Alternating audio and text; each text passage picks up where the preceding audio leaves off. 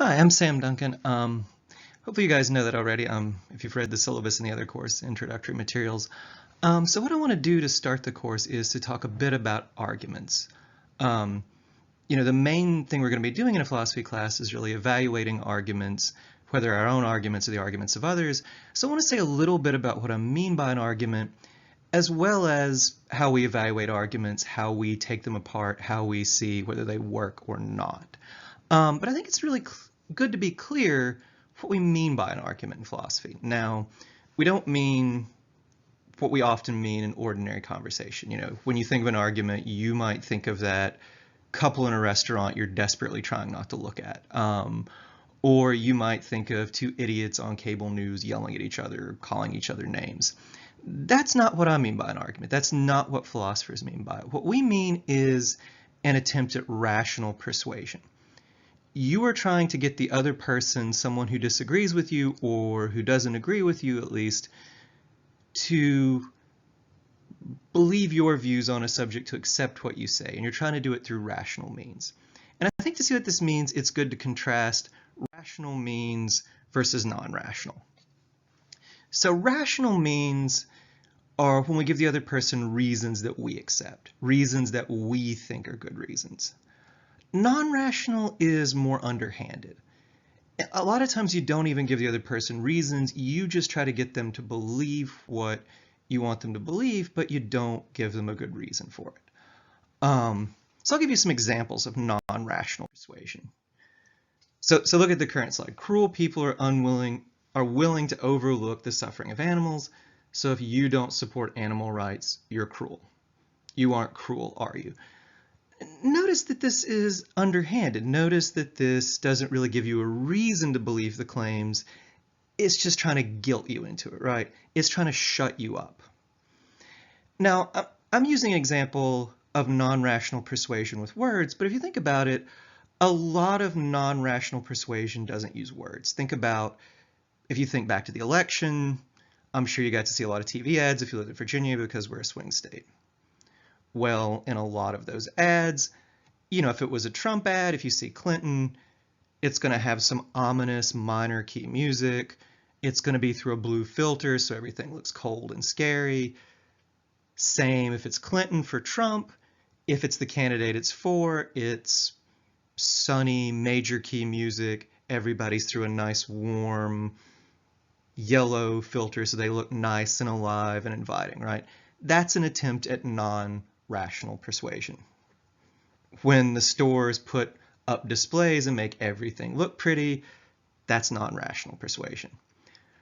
One of my favorite examples of non-rational persuasion I came across, I actually owe this to a student, was that some stores are actually piping in smells to make the experience more inviting. They've apparently done studies, certain smells make people stay longer and buy stuff. That's non-rational persuasion. So let's go with an example of an argument, an example of rational persuasion. It is wrong to eat meat. That is because it is wrong to cause pain without a good reason. The practice of raising and slaughtering animals for meat causes them pain, and the pleasure we get from eating meat is not a good enough reason to cause pain. Look, you might agree with this argument, you might not. I'll let you know, I'm probably not convinced by it because after I finish this recording, I'm going to have a ham sandwich for lunch. But it is an argument. Whether you believe it or not, the person gives you a conclusion, it is wrong to eat meat, and then they give you reasons to accept that conclusion. You might not think these are good reasons. You might be like me and think, well, maybe they're pretty good, but I'm still going to eat meat. But it's much better than the previous one. It is at least giving you reasons to accept the belief. This is an argument. This is an attempt at rational persuasion. Once you finish the slide, it might be, or the slideshow, it might be good to think of some examples of both rational persuasion and non-rational persuasion from your day-to-day lives. So I'll talk a lot about the logical form of arguments. We'll do a bit of that in this presentation. We'll do a lot more of it in the next. And what I mean by the logical form of an argument is you have a series of premises. You can have as few as one premise. You might have as many, well, you can have a lot of them. There's no upper limit. But you have these premises and they're supposed to support a conclusion. Now look, you're never going to see, or almost never going to see, arguments written out in premise, conclusion form like this. And the reason's pretty simple. I mean, just imagine reading a long argument and there's 80 premises and a conclusion. That would be mind-numbingly boring. If you don't believe me on this, there are some philosophers who've tried to write like this. Spinoza, Aquinas. I will tell you, one of the most unpleasant experiences of my education was trying to read these guys. It's painful. But sometimes it is good to put arguments in this explicit form. You take the written argument where it's not this explicit, where the conclusion could be anywhere, where the premises are all mixed up, and you put it in explicit form where the premises follow from each other with a conclusion at the end. Philosophers call this distilling an argument. Okay, so why do it? Why make this effort? Well, if you distill an argument, it makes it easier to see whether the argument's a good argument or whether the argument's a bad argument. And it makes it easier to see if the argument's not convincing, you can tell exactly where it goes wrong or maybe where it needs work. So this is an example of a distilled argument here. This is the argument I had up earlier about eating meat. It's just now in this explicit distilled form. It is wrong to cause pain without a good reason. So if some practice causes pain without a good enough reason, it is wrong. Eating meat causes pain to the animals that are raised and slaughtered for meat. The pleasure we get from eating meat is not a good enough reason for the pain animals suffer. So eating meat is wrong. Now once it's in this form, you can look at these premises and evaluate each of them. Ask yourselves, do I buy these? Are these good premises or not? It is wrong to cause pain without a good reason. Hopefully you buy that one. Some practice causes pain without a good enough reason. It is wrong. That seems pretty good to me. Eating meat causes pain to the animals that are raised and slaughtered for meat. Well, now you look at this one and it's a little more doubtful, right? Sometimes it does, right? Some forms of farming, some forms of slaughter do, but you might say, well, aren't there humane forms of raising animals for meat and slaughter? Organic, does that, make a difference? Is it always the case that eating meat is going to cause pain to the animals that are raised and slaughtered for meat? So once you distill this argument, I think you can look and say, well, if there's a problem here, it's premise 3. If I like the argument, if I agree with it, if I want to convince people not to eat meat, 3 is where I need to do more work. If you disagree with it, then 3 is probably where you're going to want to push back. 4, pleasure we get from eating meat is not a good enough reason for the pain animals suffer. That might be another place that you need more argument here, or if you want to push back, where you push back, right?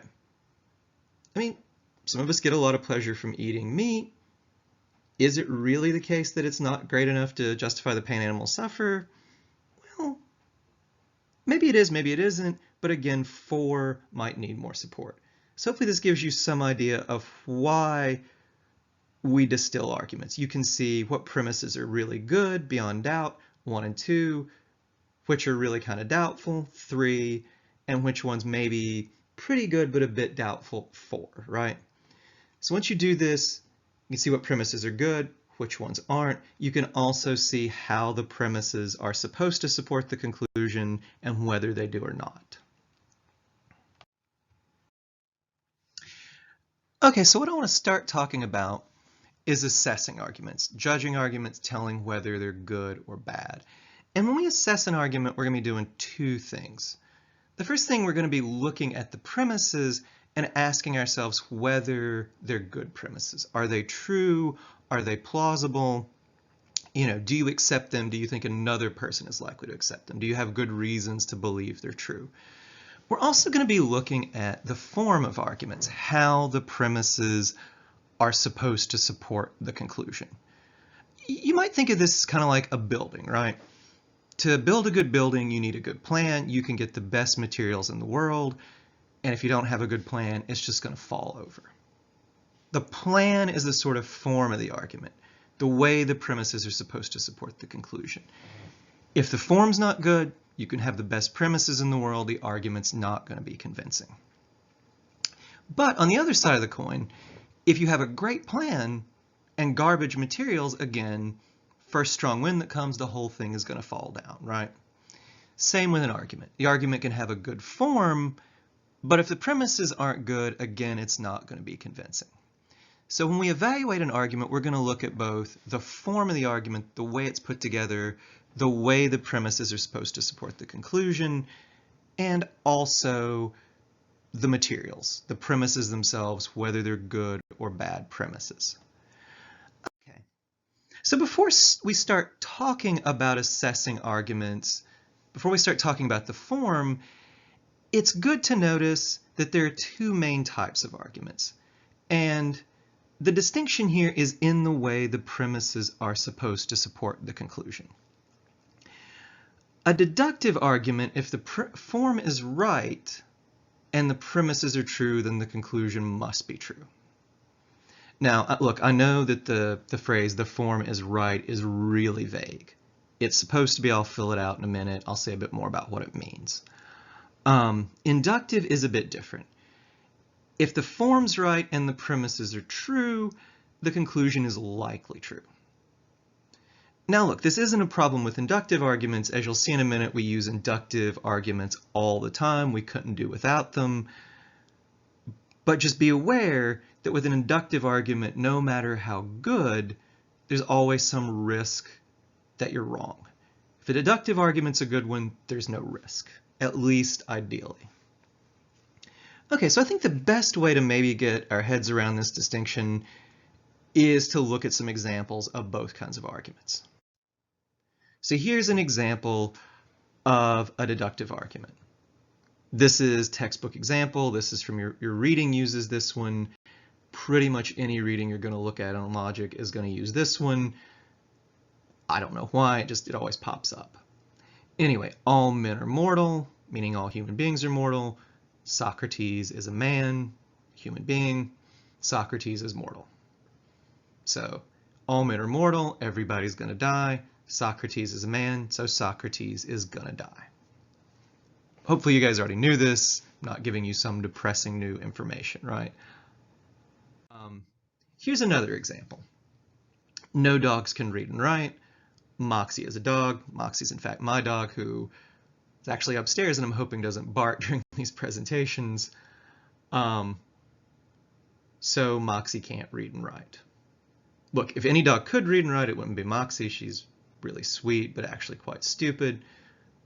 But you don't need to know any of that. From these premises, no dogs can read and write. Moxie's a dog, so you know she can't read and write. So when we talk about validity, validity is what we use to say that the form of a deductive argument is a good one. A valid deductive argument, if the premises are true, the conclusion has to be true as well. So one of the things I'll talk about are some valid forms of deductive argument. I'll talk about that in a minute, but it's nice because you'll be able to see certain ways of putting a deductive argument together are valid. If you recognize that way, if you see it's put together that way, you know it's a valid argument. And if it's a valid argument, then you can turn to the premises, start asking yourself, well, I know the form's okay. Are the premises good ones? Do the premises actually support the conclusion? On the other side of things, if you look at the argument and you see that the form's not good, you don't even have to worry about the conclusions. You know the argument doesn't work. So here's an example of a deductive argument with a bad form. It's an invalid deductive argument. All men are mortal. Socrates is mortal, so Socrates is a man. Now look, as it actually turns out, the premises are true, 1 and 2 are true, 3 is true as well, but the point here is the premises could be true and the conclusion false. Now think maybe for a few seconds about how that could be. How could these premises be true and the conclusion false? Well, think about 2, right? Socrates could be a cat. I think that'd be a slightly pretentious name for a cat, Socrates, but I'm sure someone owns a cat named Socrates. Socrates is a cat, he's still mortal, he's still going to die, he's not a man. So it could be true, all men are going to die, Socrates is going to die, and Socrates is not a man. He could also be a dog, he could be someone's pet hamster, a horse, so on and so forth. Here's another invalid deductive argument. No dogs can read or write. This is true. Moxie can't read or write. So Moxie is a dog. Again, true premises and true conclusion, but the important thing to notice here is that the premises could be true and the conclusion could be false. Think about that for a second. How could that be the case? How could these premises be true and the conclusion false? Well, again, look at 2, right? Moxie could be a baby. Babies can't read and write. Could still be the case, no dogs can read and write. Moxie can't read and write, but you don't know that she's a dog. She could be a baby. She could be a toddler. Lots of things can't read or write, so these premises could be true and the conclusion false. My wife says if I'm going to talk so much about the dog, I should put a picture of her in here. This is actually Moxie. You can see, very cute, not a clever animal though. So here's a valid deductive argument. All cats are mammals. Mr. Whiskers is a cat. Mr. Whiskers is a mammal. There's no way these premises could be true and the conclusion false. You know that all cats are mammals. So if Mr. Whiskers is a cat, he has to be a mammal as well. Sadly, I don't have a picture of Mr. Whiskers. He was a cat I had many years ago. Not exactly an attractive animal. Really fat. He kind of looked like a sack of orange fat with a cat head on it, as one of my roommates put it. So you're not really missing a lot by not seeing Mr. Whiskers. But again, we're just using him as an example here. All right, so one more bit of jargon is when we talk about cogent arguments. And so a cogent argument is a deductive argument that satisfies 2 conditions. It's valid. If the premises are true, the conclusion can't be false, and it has true premises. Now sometimes we might not know with complete certainty whether the premises are true, so sometimes we'll talk about plausible premises. Premises that we think another person would accept. Premises we think are true and we think other people are likely to accept. That's what I'll mean by plausible. It's best if you have premises that you know to be true. Sometimes in life we don't always have certainty. Plausible might be as good as we can do.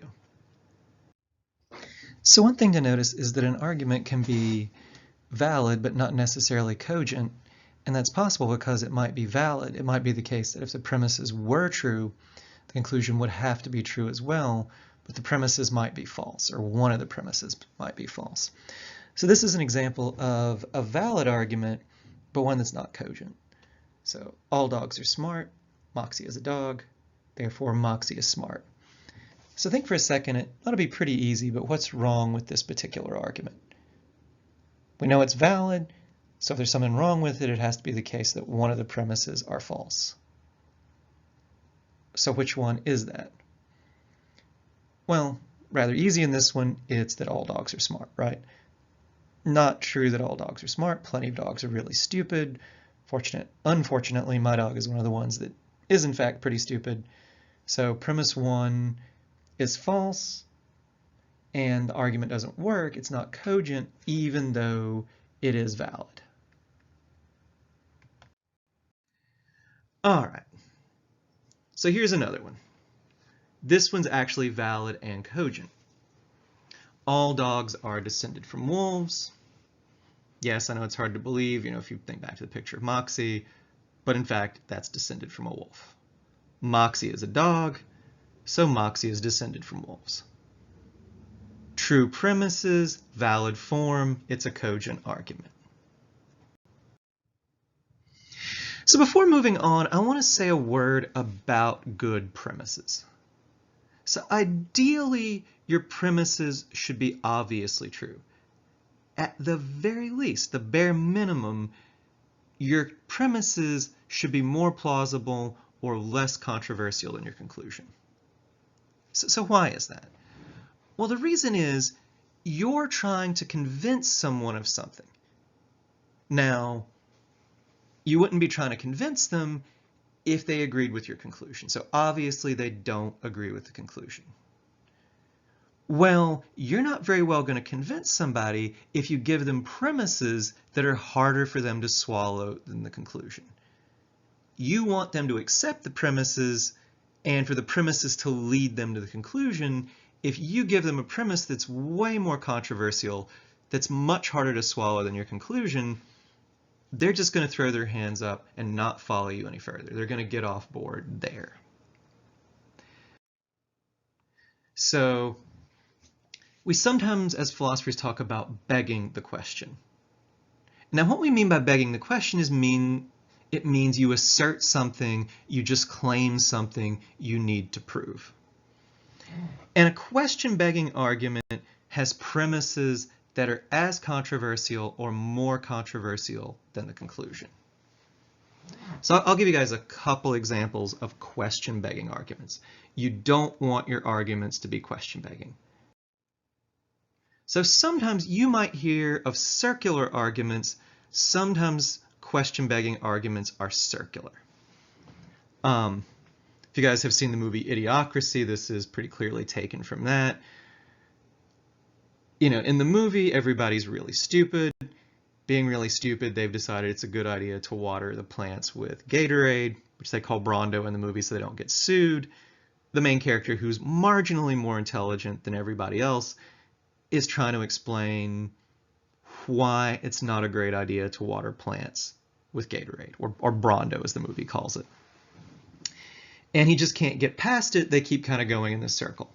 Brondo is good for plants because it has electrolytes, so whatever is in Brondo is good for plants. Electrolytes are in Brondo, so electrolytes are good for plants. Brondo has electrolytes, so Brondo is good for plants. So you notice this argument just moves in a giant circle back to the first premise. It just asserts what it needs to prove, which is that Brondo is good for plants, and just moves around in a circle after that.